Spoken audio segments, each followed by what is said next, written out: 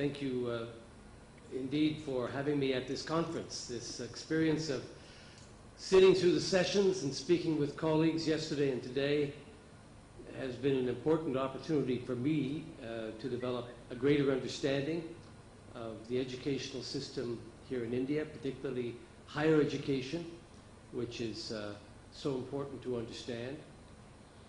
It's also led me to conclude that many of the issues that I've heard about here are similar to those that we face in Canada. Issues of ensuring access, issues of quality, issues establishing effective relationships with industry while maintaining academic independence. And of course, having to answer the question, why can't we solve the skills gap? And what use are you anyway as a university if you're producing people who are not employable? Which I think is wrong, and to which we have responses, but I see that you're facing the same questions yourselves. I'm here for another reason, and that is my belief that we have not established a sufficiently strong relationship between Canada and India in the sphere of education, in the sphere of collaboration, whether it's through student exchange, mobility, or research partnerships. It's astonishing when you look at how close our two countries are in so many other ways, how little progress we've made in two-way traffic, in education and research. In Canada, we have over 1 million citizens of Indian heritage located throughout the country. We have a common history, both of us colonized by Britain, both of us more or less surviving that experience. Many of our institutions reflect that common heritage and are very similar. We're members of the Commonwealth. We make common cause in so much. Just last year, your Prime Minister was in Canada for an extended visit and took the opportunity to reaffirm the close ties between our two countries, but that's not the case in higher education. If you look, for example, at the numbers of Indian students studying in Canada, in 2014, about 31,000 Indian students attended higher education institutions in Canada. That's only 8% of the total of international students in Canada that year. China sent 3 times that many. And 2/3 of the students who come to Canada to study in higher education are at colleges, vocational colleges, and not at universities. And when I did an inventory of the research collaboration between the University of Ottawa and our partners in India, I found that it was really rather modest, given the potential that we have between our countries. And so, and I think, by the way, that much of the fault for that state of affairs lies with Canada and our failure to communicate here in India the desirability of Canada as a source of partnership in research, collaboration in the academy, and of course, two-way traffic for students studying in each other's countries. I believe that there's great scope for partnership. Let me speak a little about my own university to give you a flavor of what research universities in Canada are about. My university was founded in 1848, became public in 1965. It's a comprehensive, research-intensive university. It's the largest bilingual university in the world, French and English. We're the 5th largest university in Canada with 43,000 students. About 1/3 of them are Francophones who study entirely in the French language. We're located in the capital city of Canada, and right downtown in that city We have what we call a locational endowment because we're right next to government. An important source of co-op placements for our students and collaboration in research and other respects. We're right next to the national, it's a lovely campus, right next to the national institutions, the National Research Council, the museums, the National Library, and of course, 160 embassies from around the world, facilitating our efforts to internationalize. We're a comprehensive university in the sense that we have faculties in every domain. A faculty of law, which has both a common law and civil law section, reflecting the two great legal systems in the world and in Canada, because one of our provinces, Quebec, has a civil law system. The rest have common law, as you and the rest of Canada does. Faculty of medicine, faculty of health sciences, science, engineering, education, arts, social sciences. Of our 43,000 students, about 18% are in graduate studies. We want to grow that cohort, especially in the doctoral category.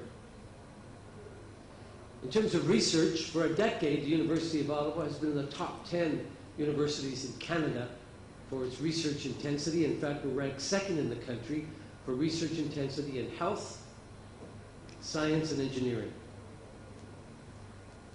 We're one of 7 Canadian universities ranked in the top 200 perennially by the Times Higher Education, and we're aiming for the top 100. The University of Ottawa is a member of what's called U15, the 15 most research-intensive universities in the country, a consortium that's there to advocate with government and promote and form partnerships around the world, including here in India. And what kinds of collaboration are we seeking? Well, one of our objectives as a university is to truly become international. As you've heard, that's not always easy. But internationalization in all of its aspects to us includes, of course, attracting a higher number of students from around the world. It also includes sending our students to other countries. And like other universities in Canada, we have difficulty doing that. We have a low take-up rate on the part of Canadian students to study overseas, but we continue to promote international experience among our students, and we hope to see a larger number of them coming here to India. Faculty recruitment and mobility, another important part of internationalization. Transnational education, the awarding of dual degrees. The co-tutelle in the doctorate. The 3+2 for a master's, which has proven very popular, especially in engineering.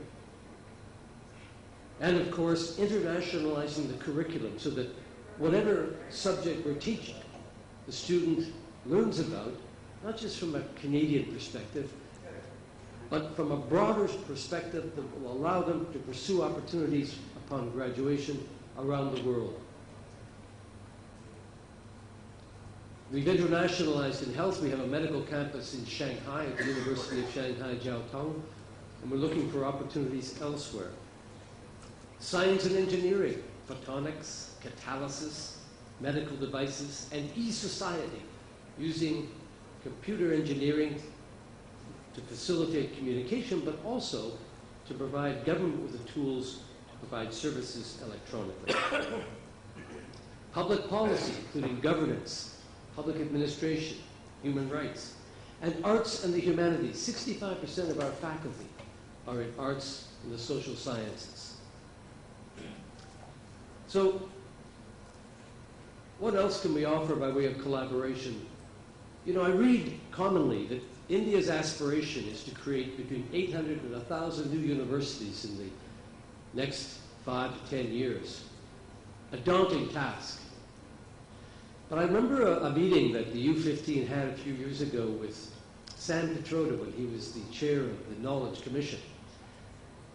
He told us that one of the challenges in meeting that goal for India is to go beyond the technical institute to a comprehensive university model. Because you've obviously demonstrated India's capacity to create and to offer higher education in the technical and scientific area absolutely beyond doubt. Your technical institutes are some of the best in the world. But what Prof was saying is that the universities of the future for India should not just be about the technical sciences and engineering, but should also include the humanities and the arts, because it's only by having that broad exposure that you'll produce graduates which are whole people with that capacity for critical thinking. And so perhaps one of the things Canada can offer with its comprehensive universities is partnership in developing the new model of the Indian university for the future that includes the broad array of learning, includes the arts, the humanities, the social sciences, such an important part of developing graduates who can make the contribution we expect from university graduates here and elsewhere. My perspective when it comes to collaboration between universities has been deeply affected by my experience as a person. I'm not a traditional academic. I don't have a doctorate. I'm not a former dean or even a former professor. I'm a graduate of the University of Ottawa and its law school. And upon graduation, I spent 20 years practicing law in Toronto. I was a trial lawyer. Happy to sue you if you'd like me to do that, or defend you if you're being sued. After 20 years in law, I went into politics, served 10 years in the Canadian Parliament as a minister in the government of Jean Chrétien, as Attorney General, as Minister of Health, and then as Minister of Industry. When I left politics in 2003, I became Canada's ambassador to the United Nations in New York. And after my term there, I came back to Canada and entered the university. So the way I see collaboration for universities, international, is very much formed by that experience. I see opportunities for collaboration among universities as an important tool in what some refer to as the diplomacy of knowledge. It's our Governor General, David Johnson, himself a former president of McGill and the University of Waterloo, 25 years a university president, who speaks often about the diplomacy of education, using universities and colleges, and higher education, using the traffic of students back and forth, the faculty back and forth, those research collaborations, as ways to break down barriers between nations, improve communication, share values, reach common ground, and produce a better world. You know, look at our agenda the last couple of days, where others are gathering around the world to talk about conflict, to talk about differences, to compete with one another, or to clash. This conference has been about bringing people together, finding new ways to work in partnership, sharing experiences, working toward common goals. That's the diplomacy of knowledge. That's the potential of education to bring people together. And if we're able to build those bridges between countries, including Canada and India, and make the bridges broad enough that not only people can pass back and forth, but ideas and values and cultures and insights and perspective, then we will indeed draw countries closer together. We will draw people closer together. We'll make it more difficult for governments to find reasons to argue, and we can use education to make it a better world. That's my aspiration when it comes to collaboration in higher education. And for what I've seen in every part of my life, whether it's at the United Nations, in the federal government, or in the practice of law, we need more of that in this world. And higher education is, in my judgment, a fabulous way to achieve it. So I look forward to deeper collaboration with you, with my partners here on the stage, and with the wonderful colleagues I've met yesterday and this morning.